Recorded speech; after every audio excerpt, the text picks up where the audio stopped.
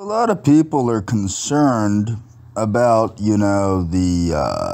people saying things that upset people and all this. Now, I want people to understand the First Amendment, and I'm just putting this out there, the First Amendment supersedes your feelings. There's no such thing as hate speech.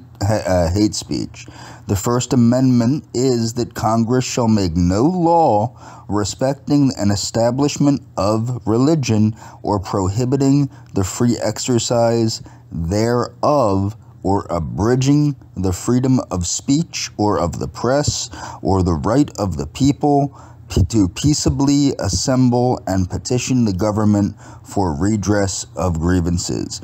It's important to note that it says peaceably assemble, because one of the funniest things during the BLM protests was when Cuomo, the Cuomo that was on the news, Chris Cuomo, goes, "Whoever said protests were supposed to be peaceful?" The Founding Fathers did, in the First Amendment. It's in the beginning.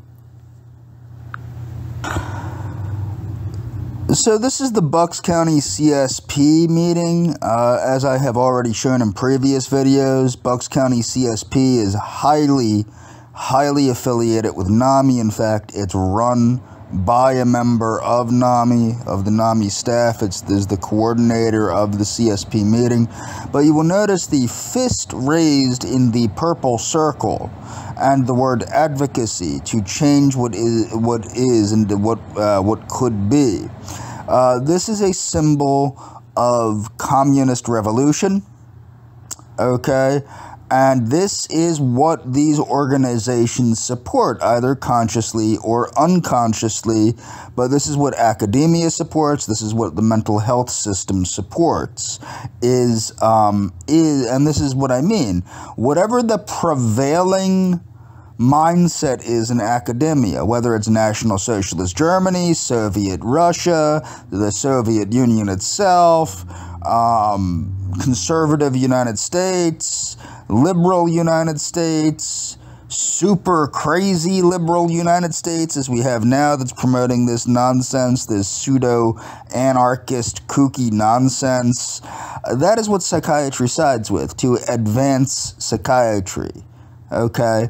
It just so happens right now it's working on advancing this crazy, super liberal, LGBTQIAP plus anti-white nonsense, okay? But I'm going to show you something here. So, I've already gone through this, but this is me. I said, why are you using communist symbolism on your official taxpayer-funded invitation to the public?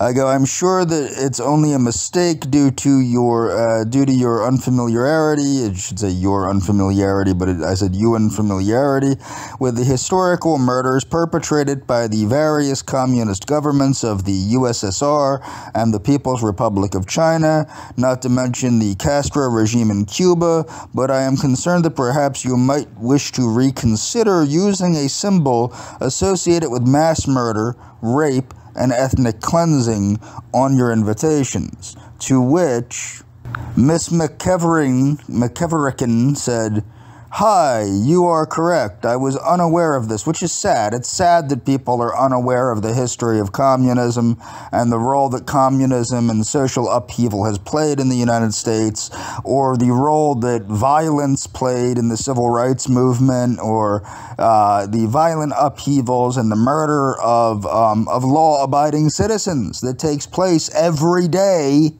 in the name of the very things these people promote. But she says, thank you for bringing this to our attention. Are you a Bucks resident? Have you attended CSP before? She didn't know I had, because she doesn't know who I am.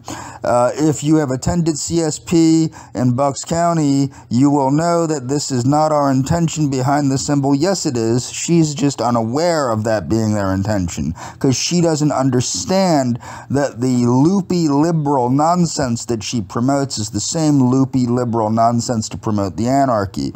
She said, I will be sure to bring this up to our larger committee to discuss changes. Thanks. Now, they did take it down, so I do have to give her credit on that.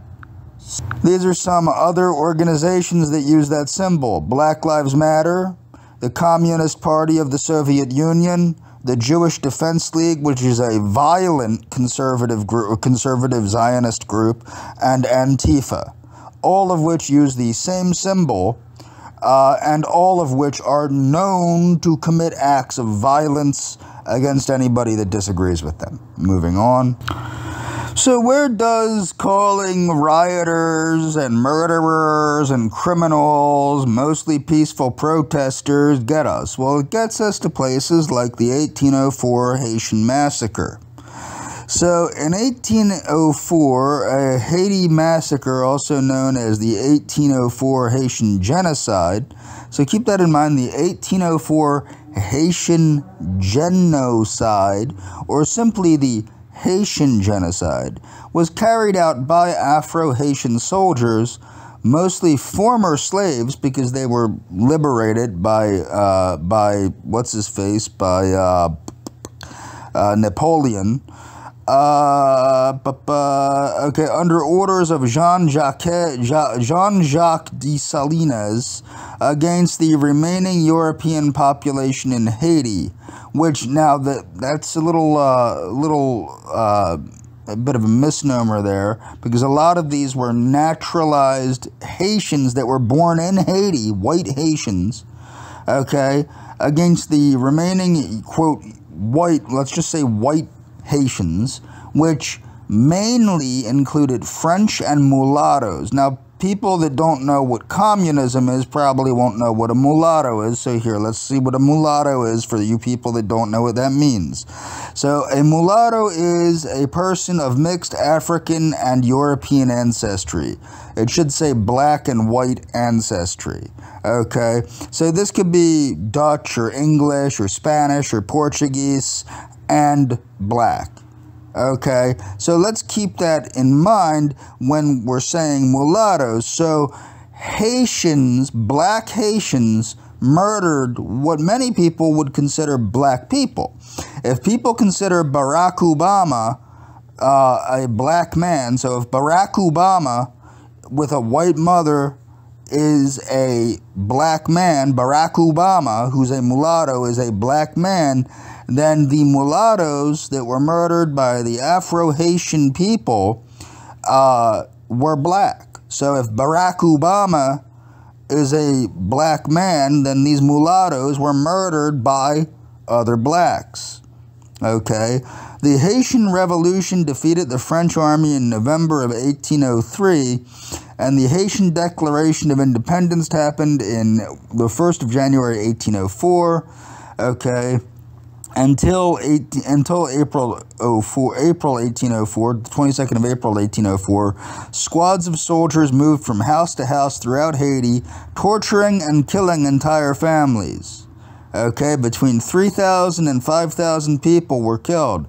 Remember, during the mass riots, the BLM mass riots, when people were being called mostly peaceful protesters.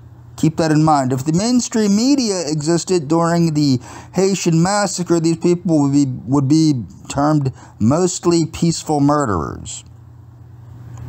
So the date was February 1804 to the 22nd of April 1804, 219 years ago.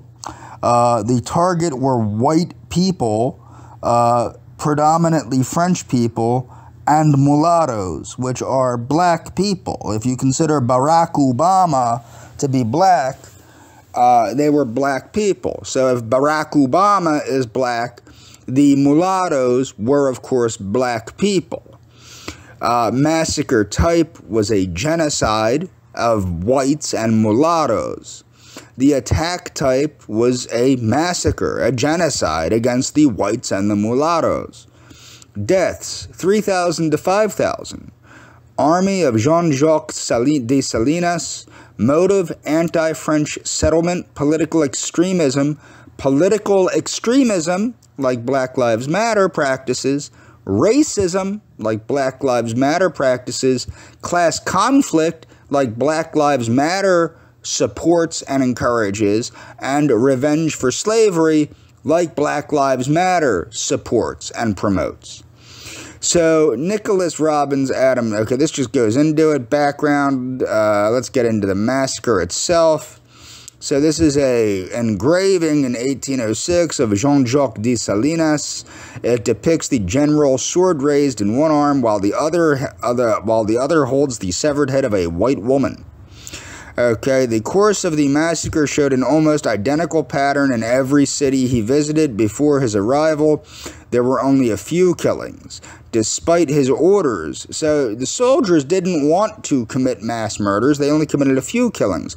But when Dessalines arrived, he first spoke about the atrocities committed by former white authorities, such as Rochambeau and Leclerc, just like BLM does. Okay? Now, mind you, anybody that has committed any acts of slavery in the United States is long deceased. Okay? Much of the white population in the United States are descendants of immigrants that came here long after slavery was outlawed. Okay? And a lot of them are of Irish and Italian descent and German descent, many of whom never had anything to do with slavery. But people don't grasp that. So, after which he demanded that his orders about mass killings of the area's white population should be put into effect. Reportedly, he ordered the unwilling to take part in the killings, especially men of mixed race, so that the blame should not be placed solely on the black population. So he was encouraging men of mixed race so that the blame would not be solely on the black population. Mass killings took place on the streets and on places outside the cities.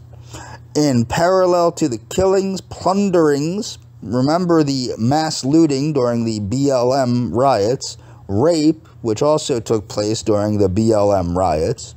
Women and children were generally killed last. Remember, women and children were killed as a result of, remember Cannon Hinnant, remember that Dottie whatever that got killed. There were a lot of women and children, that the little black girl that got killed in Georgia as a result of the riots, and somebody shot her. White women were often raped or pushed into forced marriages under threat of death. So white women were often raped or forced into marriage under threat of death. Dessalines did not specifically mention that the white women should be killed, and the soldiers were reportedly somewhat hesitant to do so. In the end, however, the women were also put to death. So keep that in mind. The women were put to death. The women were killed too, though normally at a later stage of the massacre than the adult males.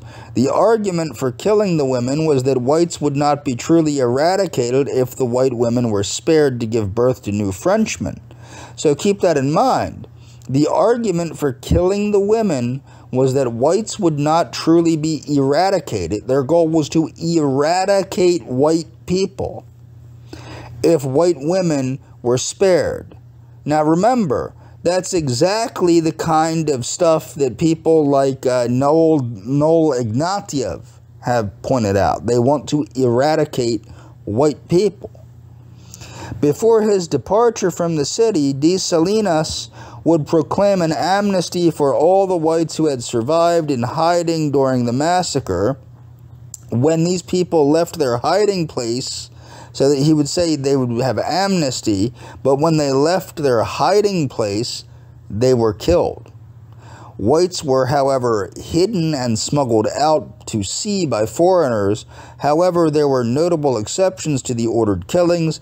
A contingent of Polish defectors were given amnesty and granted Haitian citizenship for their renouncement of French allegiance and support of Haitian independence.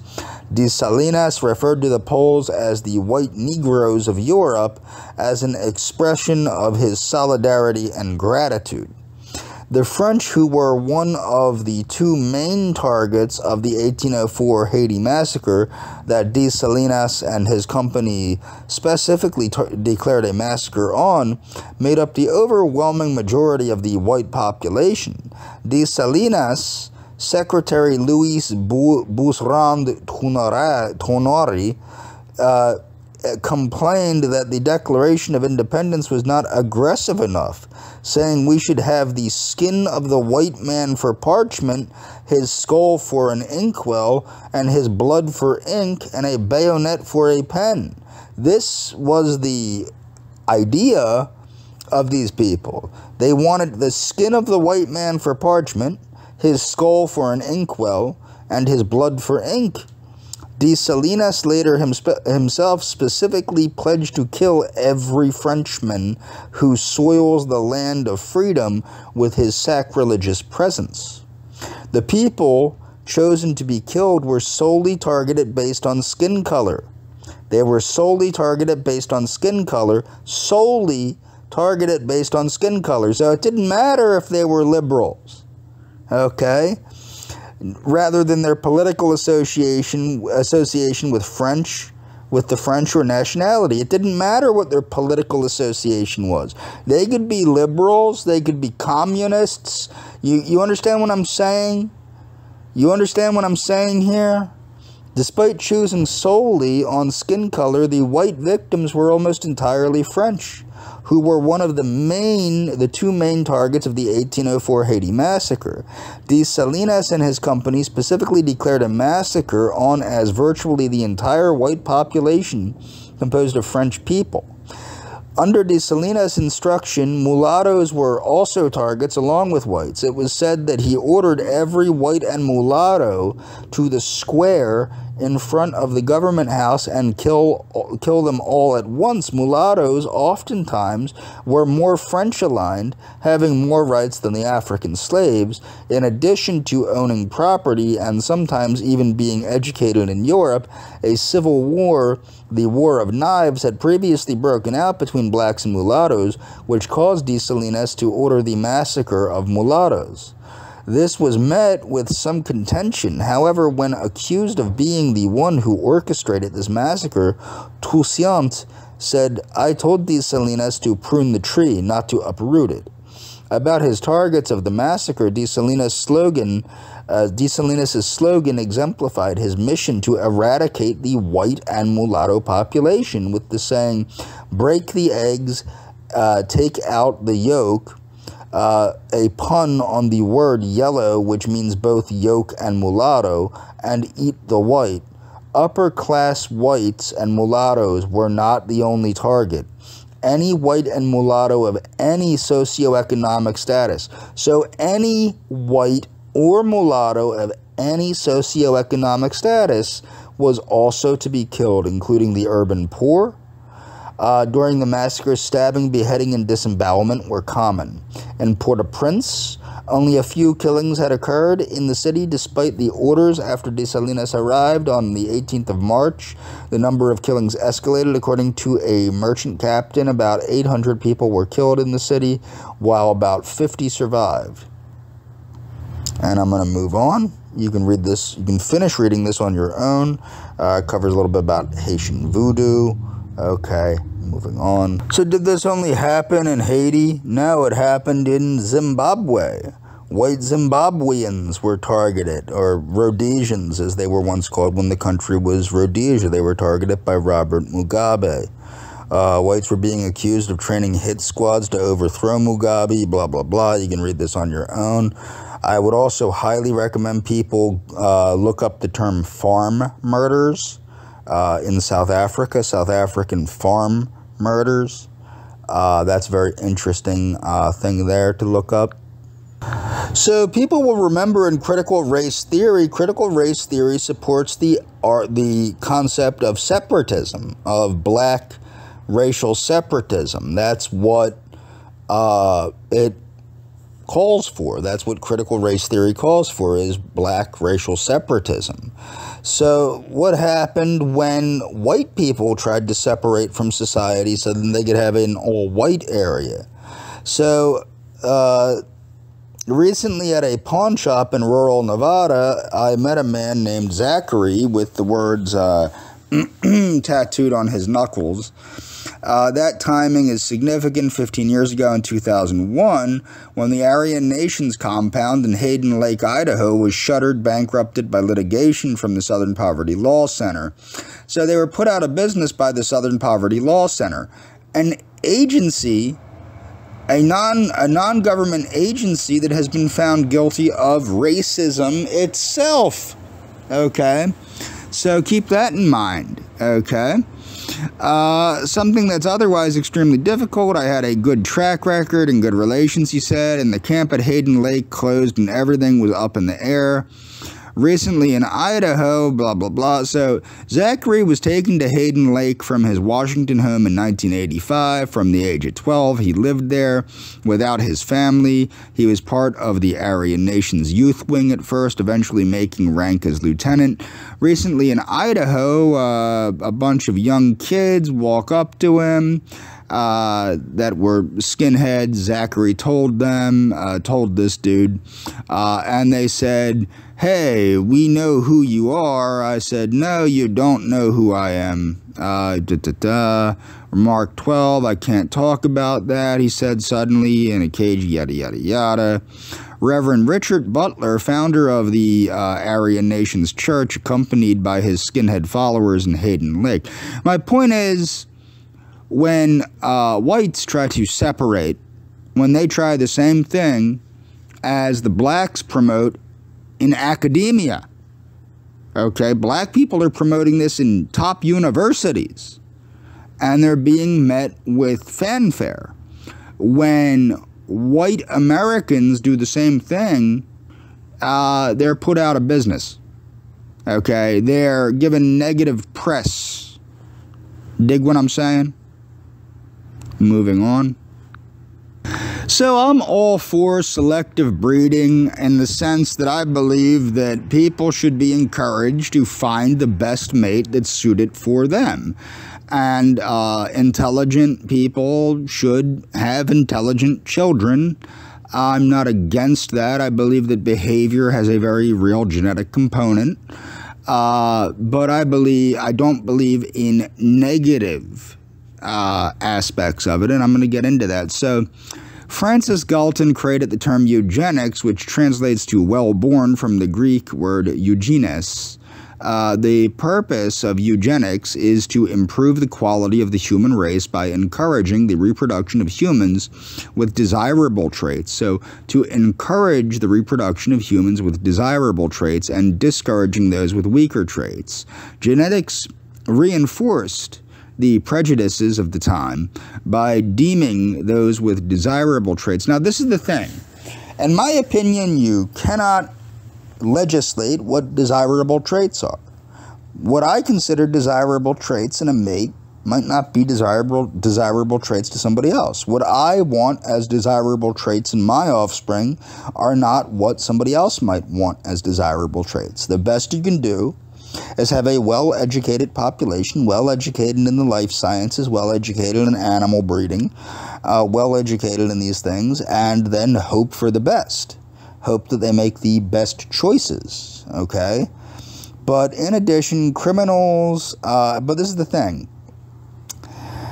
When you try to legislate this, what's considered desirable and what's considered undesirable gets a little wonky. And you start having a society that looks more like National Socialist Germany or the Soviet Union. So on the other hand, those with undesirable traits were identified as quote-unquote non-white, of lower economic status, or were physically or mentally disabled. In addition, criminals and those who were deemed sexually deviant were considered undesirable. However, there was a difference in white people. Those with a Northern and Western European heritage were deemed desirable, while those that were from Southern and Eastern Europe were deemed undesirable. In America, the eugenics movement began in the 1900s with the work of Charles Davenport, who was a well-known leader of the American eugenics effort, also known as the father of American eugenics movement. Davenport was a biologist who conducted early studies on heredity. in animals and shifted his focus to humans. Now, you have to understand, humans are animals. Anybody that tries to tell you differently is a lunatic or undereducated. Davenport was also inspired by Galton's work with eugenics and how to reduce undesirable traits in the human race. He became a member of the American Breeders Association, which had a scientific body that supported eugenic research with the goal to improve human breeding.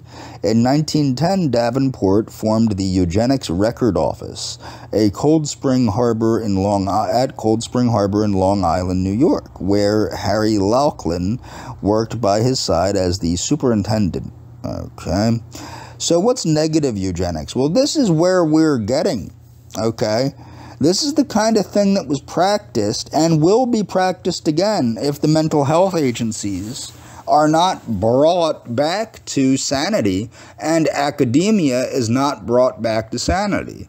Okay? The difference is negative eugenics has now become negative dysgenics in the sense that they are targeting the people that under eugenics would be encouraged to have as many children as possible and are discouraging people with what would be considered ordinarily desirable traits, such as a high intellect, such as emotional stability, such as an ability to succeed. These people are being targeted, people that are healthy, okay? And they are promoting dysgenics. They are promoting other forms of people to, people that aren't necessarily so bright, okay? People that might be mentally handicapped or just on the periphery of being mentally handicapped. So positive eugenics was supported by British eugenics as encompassed by Galton's viewpoint, and negative eugenics was endorsed by American eugenists. Now, a lot of people try to say that what happened in Nazi and National Socialist Germany was eugenics. It was not. Why wasn't it eugenics? Eugenics was firmly based in science, okay? Now, it got taken out of hand by politics, but it was based in the science of animal breeding, okay? So, in National Socialist Germany, there was an infusion of politics, a big infusion of politics. It started with politics, with a healthy dash of Dungeons and Dragons and theozoology and black magic and all sorts of hocus pocus thrown in. But negative eugenics was based on the degeneracy theory. And this is the problem. What's degenerate to you or me might not be degenerate to the next guy. What I want in my offspring, I might want offspring that do have a tendency towards being more aggressive, because I might view that as a positive trait. So, however, American eugenists focused mainly on the hereditary component rather than the environmental. American eugenic, now this is the thing. There are two sides to this improvement concept. There's eugenics and euthenics. Primarily what I promote on my channel is euthenics. Now we know how the two blend with something called nutrigenomics, okay? But American eugenics, nutrigenomics, and epigenetics. So euthenics has a lot of scientific basis behind it now too. But American eugenicists believed that degenerate behaviors such as alcoholism, poverty, and social dependency were all caused by genetic defects. We now know that's not so much the case. Some of them are, like, the problem is you have risk-taking behaviors. Risk-taking behaviors can be positive. Okay, you don't want, if you read Might is Right, I strongly encourage people to read Might is Right, and I believe Nietzsche pointed this out when Nietzsche made fun of the eugenists. A cow is not an improvement over a water buffalo. A sausage dog is not an improvement over a wolf. To look at eugenics as a means of domestication of the human animal is kind of like, it makes about as much sense as taking the fangs out of a rattlesnake and putting the rattlesnake back in nature and wondering why the rattlesnake dies. Okay? You can't defang the human species. Okay? And I strongly recommend people read the book Might is Right by Ragnar Redbeard. American eugenists also became concerned with feeble-mindedness. Now that's something to be concerned about, a lot more to be concerned about than alcoholism, poverty, and social dependency, as these things aren't there's a lot of environmental factors there. Feeble-mindedness, there are nutritional factors and things like that, but there are, the IQ is predominantly a genetically passed on thing.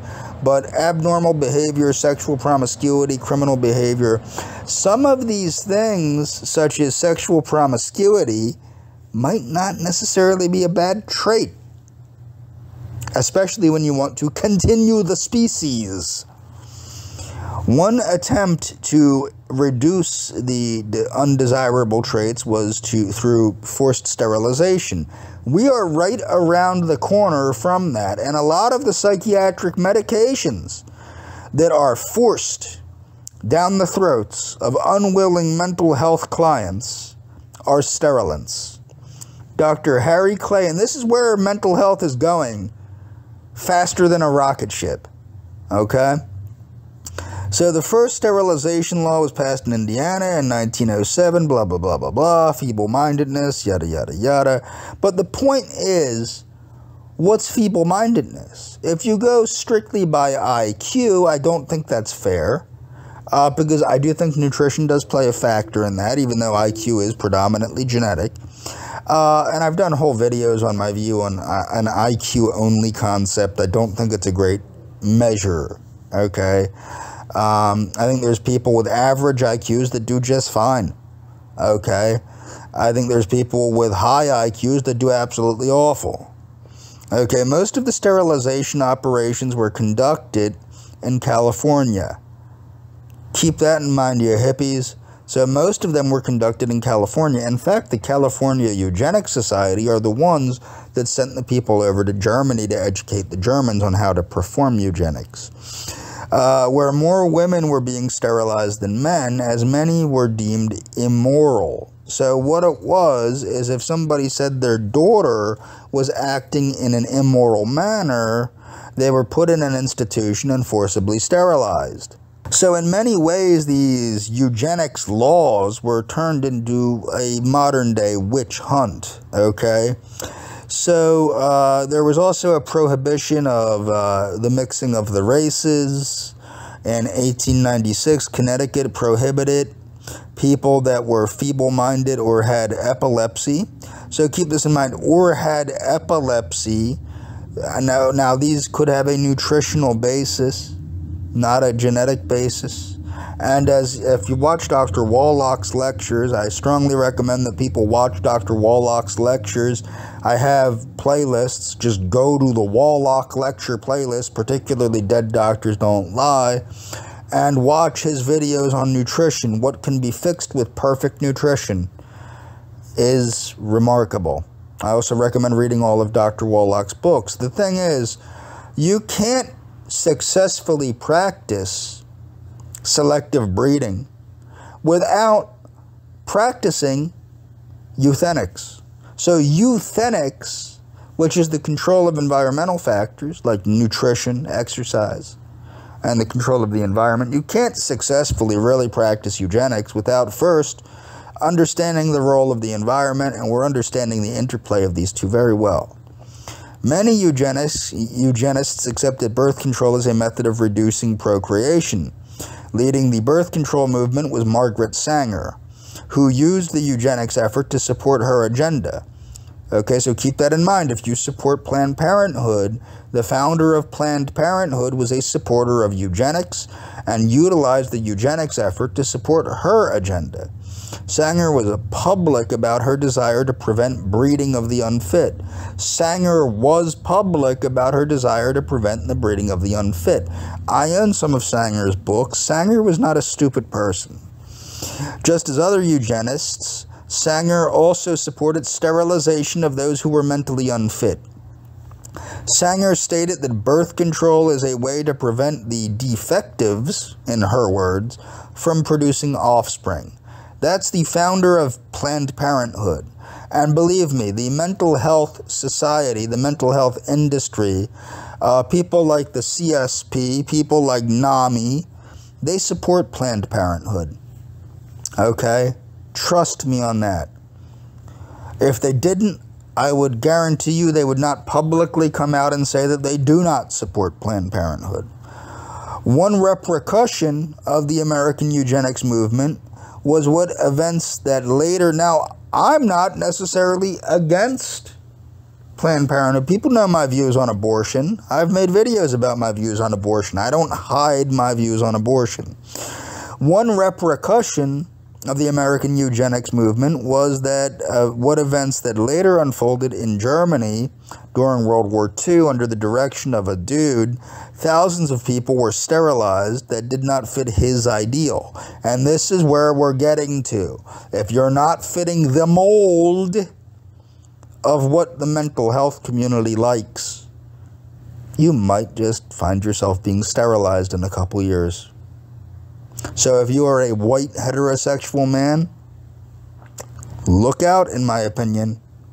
Birth control itself, often denounced as a violation of natural law, is nothing more or less than the facilitation of a process of... This is from Margaret Sanger. Margaret Sanger, the founder of Planned Parenthood, said birth control itself, often denounced as a violation of natural law, is nothing more or less than the facilitation of the process of weeding out the unfit, of preventing the birth of defectives or of those who will become defectives. Analysis: there were far too many issues with the American eugenics movement as their ideals were to sterilize, and this is the problem. You need to not have that as your ideal. That is a wrong ideal. As I said, it is too easy for people in power to go crazy and start saying, oh, well, this person's unfit and that person's unfit, and I don't like what that one looks like, and that guy walks with a limp. I don't care if he broke his leg when he was 12 and the bone healed improperly. Blah, blah, blah, blah, blah, blah, blah, blah, blah. You see what I'm saying? And that's where you run into with the problem with psychiatrists. Psychiatrists were some of the biggest contributors to the euthanasia programs in Germany and in the United States. And they were some of the biggest contributors to the sterilization programs in the United States. And they still are. They just don't call them sterilization programs. They call them pharmacological treatment. So this took a turn within the American eugenics movement by embodying negative eugenics. Those that were not considered, quote, white, upper class, and able-bodied were discriminated by the American eugenists as they were deemed to carry the undesirable characteristics that the movement wanted to, quote, eliminate.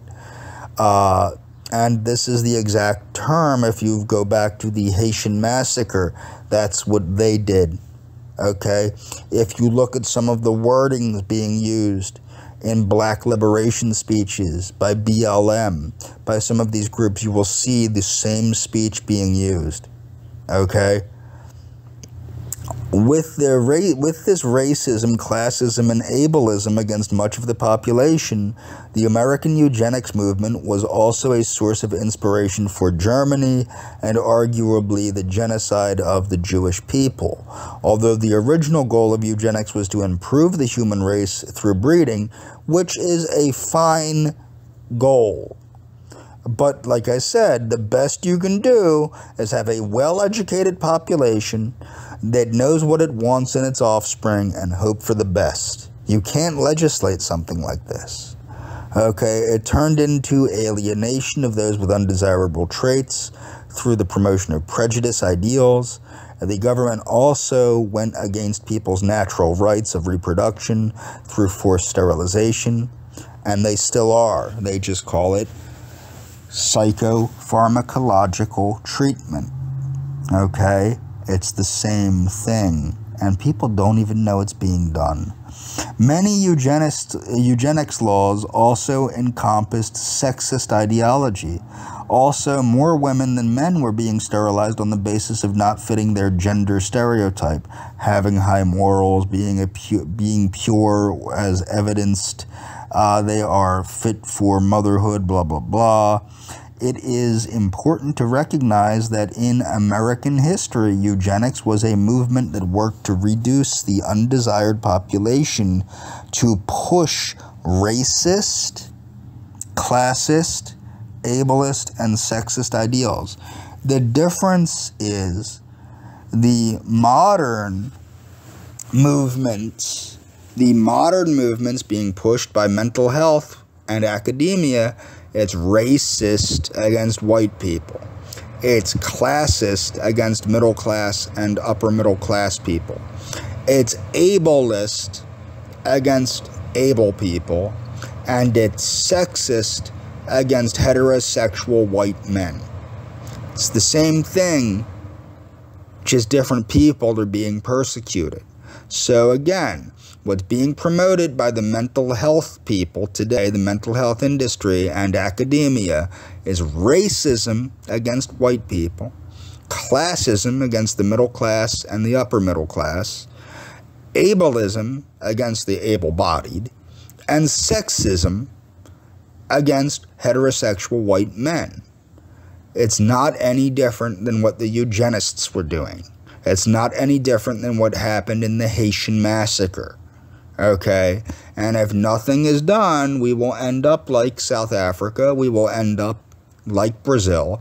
We will end up like Zimbabwe. We will end up like America did during the BLM riots. One positive outcome of the American eugenics movement was the motivation, the motivation the birth control movement gained from it. So as you can tell, they're celebrating the birth control movement, which eventually helped women gain access to contraceptives. Out of curiosity, that's not really a positive or a negative, I don't really think. I think that's a personal perception. I don't think that you could say that's positive or negative. Although the premises of Sanger's intersection of birth control and eugenics was racist, classist, and ableist, she used these ideals as an incentive for eugenics. So apparently, according to the people that wrote this article, like liberals, it's okay to be racist, classist, ableist, and sexist if you use that to accomplish a radical leftist agenda moving forward. So the Lebensborn program was the positive eugenics aspect. This is from the Holocaust Encyclopedia. This was the positive eugenics aspect of the German eugenics program. I would say that this actually could be considered eugenics and euthenics. This is authentic eugenics and euthenics, although again, healthy dose of kookery in here. So the German regime at the time encouraged the birth of children deemed racially valuable in order to increase Germany's population. This campaign closely reflected the regime's ideology and theories of eugenics. Now, keep in mind, some of these theories were a little out there. So the Lebensborn program was designed by the SS to increase Germany's declining birth rate. It was originally intended to provide pregnant women with financial assistance, so it would provide pregnant women with financial assistance, adoption services, and a series of private maternity homes where they could give birth. By the end of World War II, Lebensborn became involved in the regime's systematic kidnapping of thousands of biologically valuable foreign children to be raised in German homes. Now, I don't know if people remember, but under the Trump administration, it was suspected that Christian foster agencies were possibly stealing a number of Mexican children and other Hispanic children that just up and disappeared. To me, that reminds me very much of this concept of kidnapping these children, and I don't believe that they ever found those hundreds of thousands of children that disappeared. So the Lebensborn program was created by the SS in late 1935 in order to promote the growth of Germany's population. The term Lebensborn itself means fount of life or fountain of life. The program was designed to be a wellspring of future generations descended from those whom German authorities deemed racially valuable. It was originally focused on encouraging the SS men to have large families and discouraging unmarried women from seeking illegal abortions. So yeah, that's all good. So promoting people to have more kids and discouraging illegal abortions, that's great. Okay, that's perfectly normal, right? Well, this is what happens when you add politics to it. It starts going crazy. So the Lebensborn program was heavily influenced by German racial ideology and theories of eugenics. It only accepted healthy applicants who could establish their ancestry. They screened individuals' personal medical histories as well as family records. Applicants could be denied on the basis of their impurity or health issues. They could be denied. Now, this is the idea. Now, this is what you have to understand. This is like Nietzsche had explained and like Ragnar Redbeard explained. When you're utilizing eugenics as a means of domestication, is that really serving the best interests of the species? Okay, there was an instance, I believe, in Yellowstone where the coyotes and the wolves started intermixing and created a coyote-wolf hybrid. That's kind of how evolution works. But that wasn't good enough for the authorities, so they murdered the coyote-wolf hybrids. I do recommend people read The Cosmic Race by Jose Vasconcelos. So, German theories of eugenics advanced the idea that personal character traits like loyalty, bravery were inheritable. To a large extent, they probably are, and could be promoted through the process of selective breeding. But how loyal and brave do you want somebody? Okay? And these are also risk-taking behaviors. So the elite German population, to advance the goals of conquering and colonizing territories in Eastern Europe, SS leader Heinrich Himmler believed that men of the SS were the, quote, biological elite of Germany, and he urged them to have large families. Members of that organization and their brides had to pass medical examinations to establish their ancestry. This measure was taken to ensure that their children would be valuable. Himmler personally oversaw many of the aspects of the Lebensborn program. He encouraged the men to marry early and have at least 4 children. Lebensborn provided financial assistance to the men with large families, but relatively few received this aid. The Lebensborn program focused on attracting unmarried pregnant women. At the time, there were so they wanted to make sure that unmarried pregnant women had a safe place to give birth. Okay, the program offered the mothers financial support and adoption services, so they didn't require abortion. Now, this is what I've always said: if you don't want single women to have abortions, we need state-funded orphanages. We need to fund with taxpayer money the money that would go to fund abortions to go somewhere else, such as food aid, medical aid, and orphanages. Otherwise, you're kind of just pissing in the wind and only posing. Okay, and that's one of the things that turned me against mainstream conservatism. I used to be a mainstream conservative years back because I thought it was the most viable option to properly govern the country, and no, it's not. It's a horrible way to govern the country. There are many benefits to liberalism, or I should say toward the concepts of true progressivism, Roosevelt progressivism. The German regime strengthened existing German laws that prohibited most abortions. So they did prohibit most abortions. At the same time, though, the regime was operating hereditary health courts that ordered abortions and sterilizations. Again, this is where it goes crazy for those whom they decided were not good stock. Despite the regime's increases, now some of the reasons you could be disqualified were psychiatric illnesses and things like, which are highly, it's a suspicious type of very subjective diagnosis. Lebensborn program also became involved in the kidnappings of thousands of foreign children, mostly from Eastern and Southeastern Europe. They were kidnapped because they had German ancestry or simply the appropriate features. The Lebensborn program then helped place these children with German families. Adopting families believed that now again, like I said, these disappearing Hispanic children remind me a lot of this. Adopting families believed that the children had been orphaned by war, so they lied to the families. Himmler had had hoped that the program would become the wellspring of future generations of Germany. However, Lebensborn disappointed these expectations. Although the program's homes claimed to uphold the highest standards of modern medicine, serious complaints about the quality of medical care emerged. And this is another thing. You can't have piss-poor medical care in these situations, and that's what you had in this country in a lot of these mass asylums and institutions.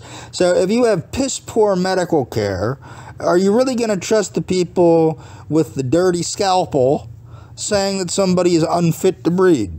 I hope not.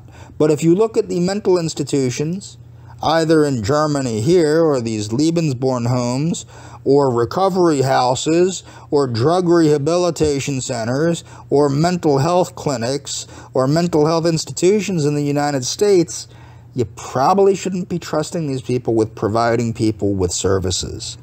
These are not healthy places moving forward. When we come back in a little bit, we're going to talk about how physician-assisted death for psychiatric suffering is considered not that bad in the Netherlands. Okay? That's a scary thought. That's a very scary thought. Okay? And that's all for this video. I'll be back in a little bit to cover that.